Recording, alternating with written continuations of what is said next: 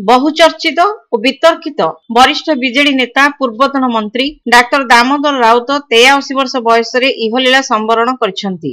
गभीर शोकाकुल परिवेश मध्य पुरी स्वर्गद्वार श्मशान रे तांकर मर शरीर पंचभूत विलीन होईछि। शुक्रवार प्रत्युषरे भुवनेश्वर एक घरोई हस्पिटाल शेष निश्वास त्याग करथिबा डाक्टर राउतଙ୍କ पार्थिव शरीर को भुवनेश्वर एक पुष्प सज्जित यान रे पुरी अणा जायतिला। शव शोभायात्रा रे बीजेडी समेत विभिन्न दलर नेता तथा तांकर अनुगामी शुभेच्छु माने सामिल होइथिले। सभाधार स्वर्गद्वार रे पहुंचिबा परे बहु नेता अंतिम श्रद्धांजलि अर्पण करथिले। मर शरीर सह पुत्र संबित राउतराय और अन्य आत्मीय स्वजन माने स्वर्गद्वार रे पहुंचिथिले। विभिन्न विधि विधान परे तांकर मर शरीर को चितारे रखा जाई अग्नि संजोग करा जायतिला।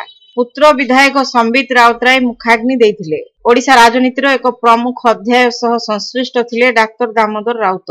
प्राय अर्ध शताब्दी धरी विस्तृत तांकर राजनैतिक क्यारियर रे से बहु गुरु दायित्व निर्वाह करथिले। 1942 मसिया जन्मग्रहण करिथिबा डाक्टर राउत 1977 मसिया प्रथमे जनता पार्टी पक्षरु निर्वाचन लड़ी विधानसभा को निर्वाचित होइथिले। 4 थर एरसमा और 2 थर पारादीप निर्वाचित होगा सह कृषि, स्वास्थ्य, पंचायती राज, अबकारी आदि विभिन्न गुरुत्वपूर्ण विभागर मंत्री रूपे दक्षतार सह कार्य निर्वाह करथिले। उभय प्रवाद पुरुष बिजू पट्टनायक और मुख्यमंत्री नवीन पट्टनायक मंत्रिमंडल से थिले सदस्य। विभिन्न प्रसंग रे विवादीय मंतव्य देई सर्वदा गणमाध्यमर दृष्टि आकर्षण करबा सह चर्चा रे रहिथिले। जड़े स्पष्टवादी नेता रूपे से बेस लोकप्रियता अर्जन करथिले। स्पष्टवादी मंतव्य जोगु तांकु बहु मूल्य देबाकु पड़िथिला। से होइथिले अनेक क्षमताधारी नेतांको रोष और आक्रोशर शिकार।